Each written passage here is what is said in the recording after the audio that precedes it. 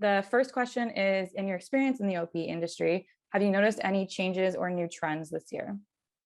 I think there's a lot of different changes and a lot of different things that dealers are up against they've never been up against before. This year, I think as we look at it, there's this huge place of transition happening inside of businesses. So lots of owners who have had really successful years over the last 2 years are going, okay, I'm going to start moving on out. And it brings a really big conversation that has to happen of who either takes over the business, do they sell the business? What is that actual transition, and is their business worth what they actually think it's worth? And so this is a huge thing that's happening. And I would say over the next 18 months, it's going to be something that is top of mind for owners all over the country as they're thinking about what does this actually look like.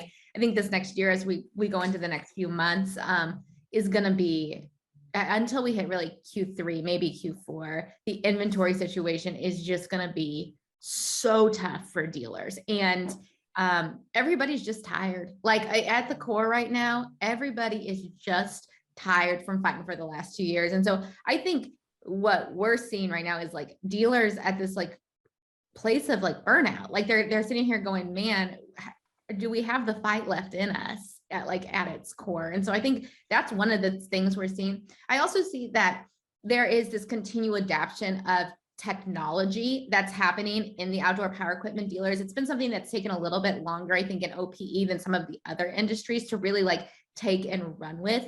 But again, I think as this next generation is coming up into the business right now, they're more open to ideas of integrating technology into the business and creating more of we like to call it an effortless experience, that Amazon-esque experience where when somebody is ready to purchase, it's really easy for them to spend, like we like to joke, the dirty money at the dealership. So I think that's a huge piece that's happening. That's happening through texting. That's happening through really maximizing marketing inside of the dealership.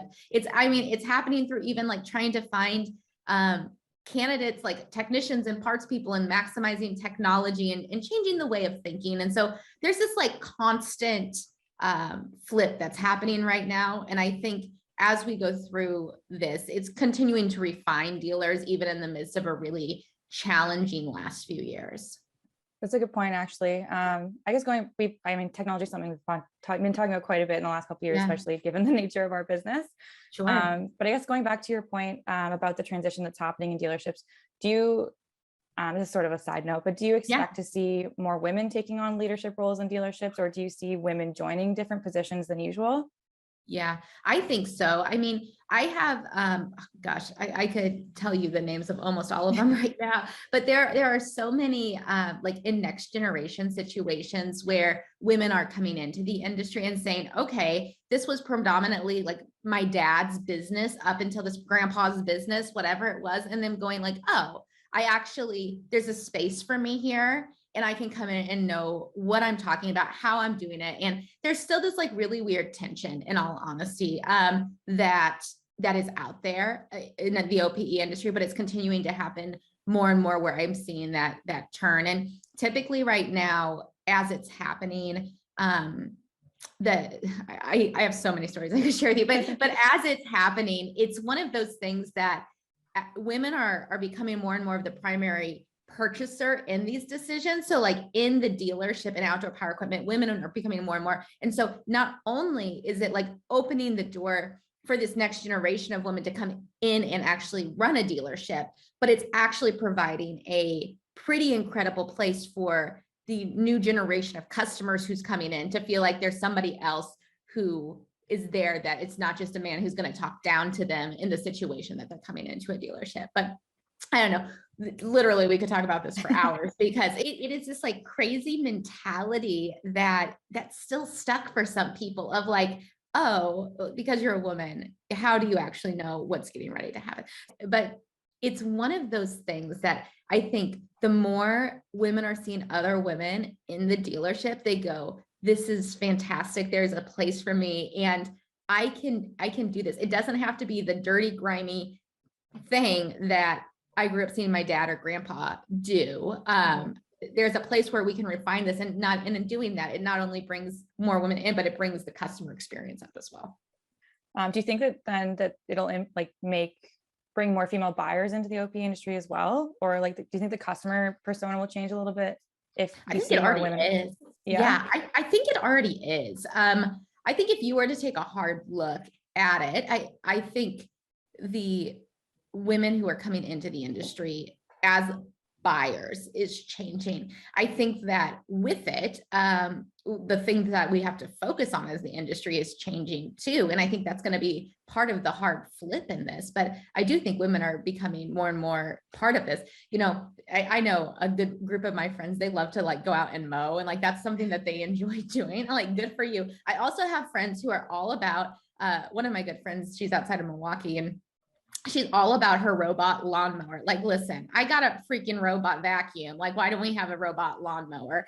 And she always says she likes to sit out on her deck, watch her lawnmower mow, and drink a glass of wine whilst it does the work for her. And it's like, you know, the one she has is not a cheap one, like, and it requires maintenance and it requires service, but it's just about changing that mentality of saying, okay, if this is where this group of single professional women are, who would normally just hire a landscaping company, but they're going to decide to make a purchase now, like, get it, girl. So I think it is changing. And again, it comes down to the dealerships who are willing to change with that customer persona, to your point, like, and say, how do we set this up to bring in this whole new group of customers for us?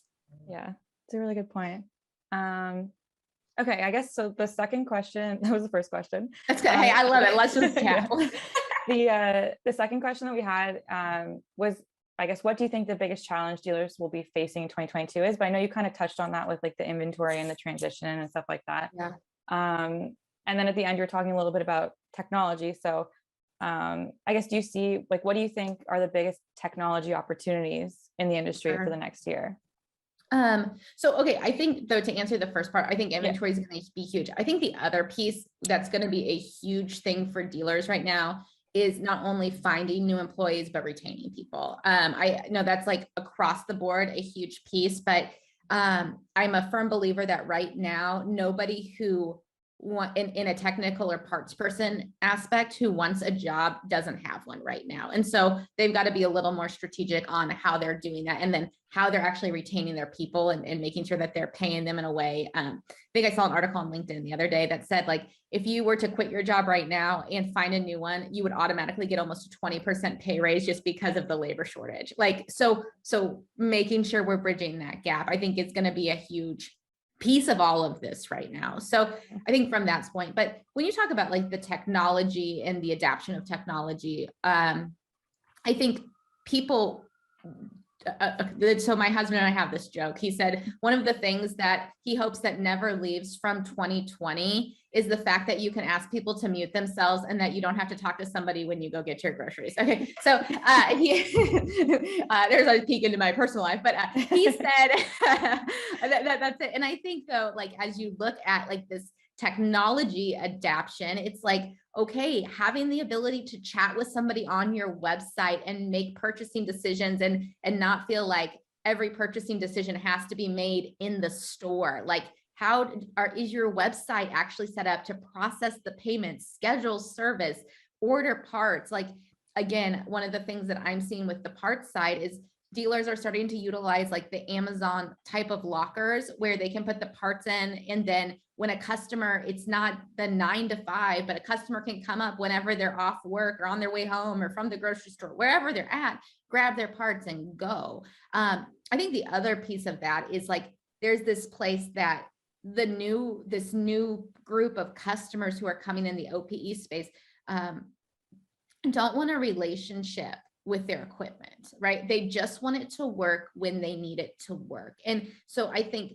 there's this like level of telematics that's going to be coming down the pipeline in the next few years. That's no different than when your car pops up and says, you need an oil change. It's going to say, hey, it's time to have this service. But I know there are companies who are really leaning into that right now for this space to say, okay, and we're going to shoot a note back to the dealership so that they know before it actually needs to be done, like that thinking ahead for you situation. So I think that communication via website is going to continue to be huge. I think text messaging, like if dealers aren't utilizing that already, they're behind the curve on that because it saves so much time and frustration. But then I do think like telematics and this move to people saying, I just don't want to have that relationship with my equipment is going to be a huge piece of it in the future. Yeah, that's actually really interesting because I feel like a lot of the stories we've heard from dealers in the past has been very focused on like that relationship selling. So if we're moving towards more like telematics, that'll be an interesting change for people to adapt to, I think. Yeah. And it's so interesting, like whether you get on, like I fly Delta all the time for work, or I ordering clothes online because that's where I'm at in my life. I went on, there was a return I needed to make today and I had like missed my return window. And you know what I did? I got on the chat and talked to the person on the chat for 3 seconds and they said, no problem, we got you taken care of. And I was like, thank you, like fantastic. And that was it. And it's like that convenience aspect as we go into the future is what people are wanting to pay for. Like we're always on this like pendulum of like, save me time or save me money, right? Like we're constantly in this middle somewhere. And I think most people right now are at the save me time place. And you go through different pieces of it in different parts of your life. But I think when you look at the outdoor power equipment consumer, where most of them are, if they're walking into a dealership to pay for a premium product, they're in the save me time space, not save me money. And I think that's that mental shift that has to happen, and technology can make it easier. Perfect. So I guess the last question we have is, what is one piece of advice you'd like to give to other women in the OPE industry? Oh gosh, that's a big question. Yeah. I would just say, you know what you're doing. Like don't let anyone make you question yourself in this. Like don't let the fact that a man was going to walk into the dealership and say, oh, I want to talk to another man about this, deter you from the fact that you know what you're doing and you know what you're talking about and you're confident in that. And I know that in the midst of like all of the day-to-day grind of working in a dealership, running a dealership, and dealing with customer stuff, like it can feel exhausting. But as a woman in this, you bring so much to the table on so many levels. So don't let that be undermined in the fact of someone coming in and acting and thinking that you are less than or worth less in the midst of the situation.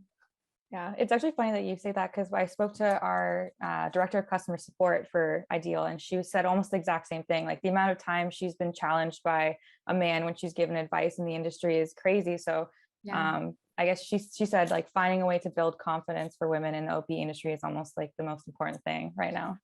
You know, and it's so interesting. I have been really blessed in my career in this industry on so many things, but there have been, and I can name them all for you. There have been men who have given me a seat at the table as a woman who didn't know anything about the industry when I started, that I should have never had a seat at the table about, right? Like there were these like men in this world who really want to see strong women in this industry. And I think that's worth mentioning too, is like they're out here and they're like championing strong women in it and saying like, you don't really belong at this table yet, but I'm going to give you a seat anyway. And I literally could name the ones who have like given me that seat. And it has been so core to where I am now in my understanding of the industry. And then I also think of like these other women in the industry with me who I look up to and I go, oh my gosh, like you're killing it. Like if even on days where I have these situations where somebody's like, I'm not gonna go take advice from a woman. I go, you know what? Like it's not just me. Like we're all in this together, pushing the industry forward together, moving the bar together. And if I can be that for another woman in the industry of saying like, listen, we're just gonna show up, we're gonna do the thing, and like we're gonna move on. Like that in my mind is a huge win because the seats at the table have been given to me too. So I love that.